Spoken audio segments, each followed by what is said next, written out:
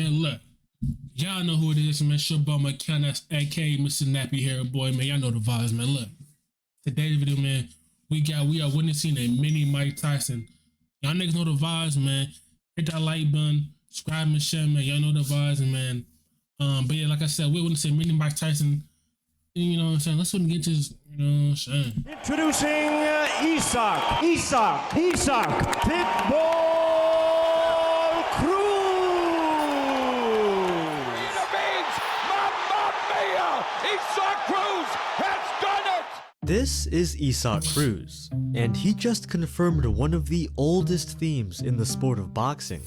It's not the size of the dog in the fight, it's the size of the fight in the dog. Standing 5'4", Cruz or Pitbull is always the smaller fighter. Always. But that didn't stop him from knocking out Roy Romero to win the 140-pound title. In fact, in the long rich history of boxing, Cruz is the shortest man to ever win the light welterweight championship.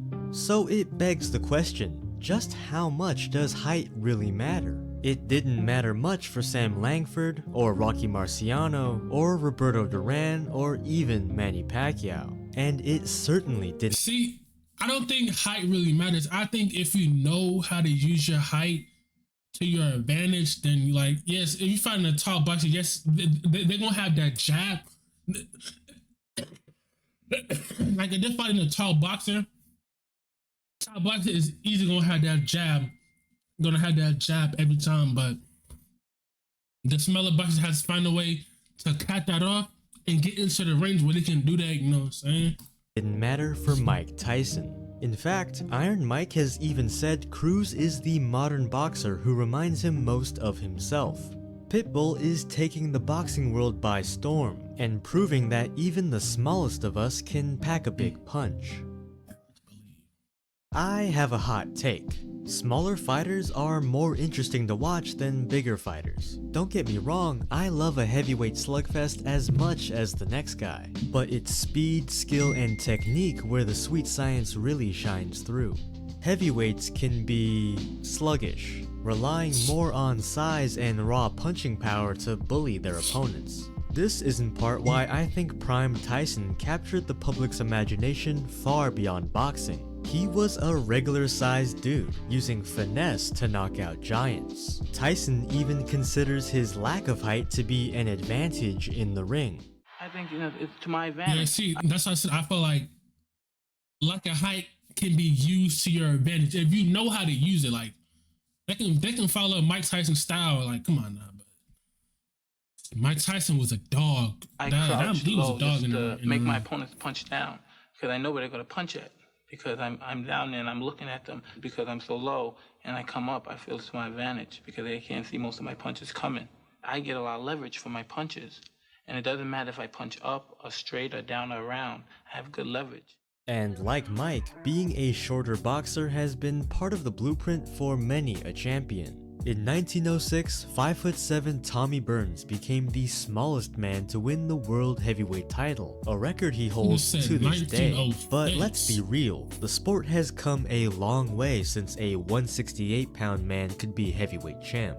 Take a look at Dwight Muhammad Cowie, who at 5'6.5" was a light heavyweight champion, a cruiserweight champion, and even a small but game heavyweight. Cowie most notably beat Leon Spinks, dropped a 15-round split decision to Evander Holyfield, and managed to last 7 rounds against George Foreman. Like many shorter fighters, he had supreme defense, utilizing great head movement and often bending at the waist to slip punches. Now, I'm not gonna lie to you. If somebody's doing it to you where they literally their hands are not doing like this, and that has to be, like, I'll probably get mad. That has to be irritating because there's no way that's happening.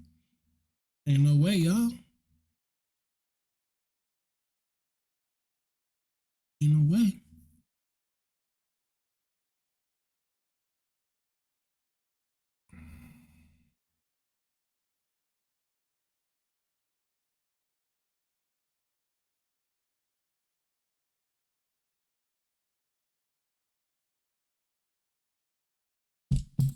You and claim he was some elite world beater, but come on. This was a 5'6" man going toe-to-toe with Holyfield and Foreman. Can you imagine Terrence Crawford, who's taller by the way, bulking up and fighting Alexander Usyk or Joseph Parker? Cowie was built different and might just be the most impressive short fighter in pound-for-pound history.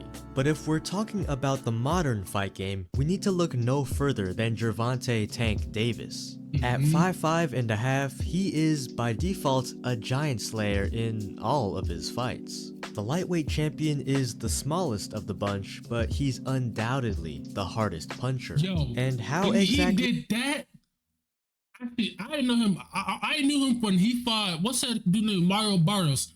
That's when I knew about Tank. That's why does I knew Tank about deal Tank with Davis. boxers who tower over him? Well, along with being a fantastic counterpuncher, Davis chops down the tree. Tank gave up 6 inches in height and 4 inches in reach to Mario Barrios. Remember, and people are saying that Tank is scared. He went up to 140 to fight Mario Barrios and won.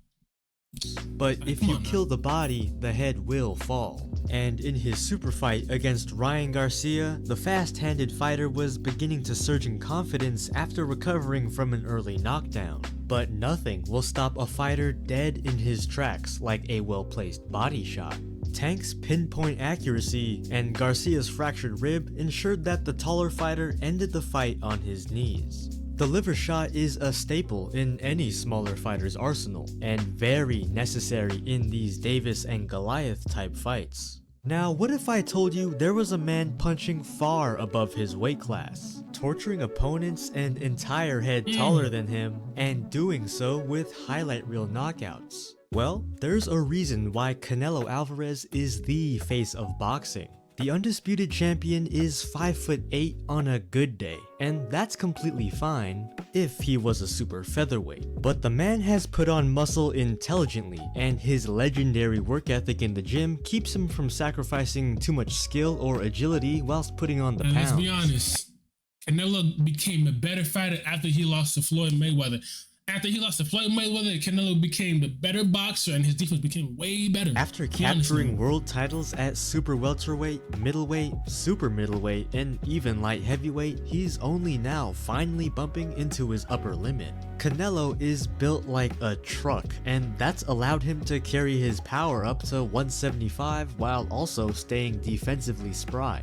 6'3" Callum Smith had every physical advantage over Canelo, but once he tasted his power, he could only shell up and try to survive.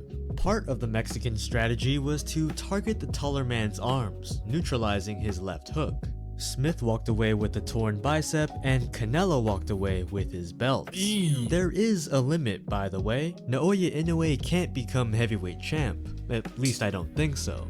The old adage goes, a good big man always beats a good little man. Canelo found out when he fought light heavyweight Dmitry Bivol, who reminded him and us that there is a reason why weight classes exist. Bivol's Soviet style doesn't care if you're a knockout artist or a technician. You're getting jabbed and he's bouncing out of range. Which makes me wonder, what's the ceiling for Isaac Cruz? Well, he already lost to Tank Davis, but it's not as bad a mark on his record as you might. Cruz, he didn't get fucked up like that. Like, it was a good fight. Cruz didn't even get fucked up like that into a way where it like messed up his stuff. That didn't, you know what I'm saying? That didn't really fuck up the stuff like that. Pitbull was a 2-week last-minute replacement and shocked the world with his performance. This kid no one heard of was using a peekaboo style and pressing the action against the champion. For once, we saw a Davis opponent who didn't fight scared. It was the first time Tank had fought a live fighter shorter than himself. Seemingly out of nowhere, the 23-year-old took on the sport's biggest puncher, exhibited a disciplined defense, and even got a couple licks in of his own. He ended Tank's 6-year, 16 consecutive knockout streak, with many even thinking he deserved the win. And although he lost, Cruz displayed his mini Mike Tyson style, winning over the hearts of fans all over the world. Which leads us to his recent fight against Rolly Romero. During fight week, Romero was loud and abrasive, while Cruz was simply... Right. No, I feel like Rolly Romero, that fight, I didn't watch it, but I heard he got I don't know. I'm just saying, like, Rolly Romero is just not really like. I feel like Rolly Romero can be good, but this nigga just like, I don't know, bro. I don't really know. Locked in. With a high guard and tightly wound hooks, he rocked Rolly in the first. The champ survived the round, but his legs were on borrowed time. Following a one-sided affair, a hurricane of hooks and uppercuts ragdolled Romero, forcing the ref to end the fight. It was an outcome we all saw coming, and despite one of the judges having Romero ahead, the boxing world rejoiced in its newfound champion. Pitbull scored a Tyson-esque knockout over a villain in Rolly, and in doing so planted the seeds of his future stardom. The only question is, who's next? The obvious answer is the Tank rematch, which Cruz has been chasing for 3 years. Now that he's 25, Pitbull is just entering his physical prime and feels that with a full 3 years ago training camp, he can beat the Baltimore Puncher. But Davis seems a little reluctant. Does this deserve a rematch? Hell no. Now that he's a champion with pay-per-view buying fans, Tank might just change his mind. Otherwise, a fight against Subriel Matias would be a classic Mexican versus Puerto Rican slugfest. Or if he wants to cash out and raise his profile, Cruz could always fight Ryan Garcia. Pitbull has proven to be an exciting, aggressive champion, but can he get around Devin Haney's jab or the athleticism of Teofimo Lopez? I don't know if he'd win these fights, but I do know I want to watch them. It'd be an uphill battle for Cruz, but greatness often is. While height and reach are typically a disadvantage for smaller pound-for-pound fighters, it turns out it's become a problem for modern heavyweights too. These guys are all in the same weight class, and I found out who would win. Y'all let me know what y'all think down below. You know what I'm saying?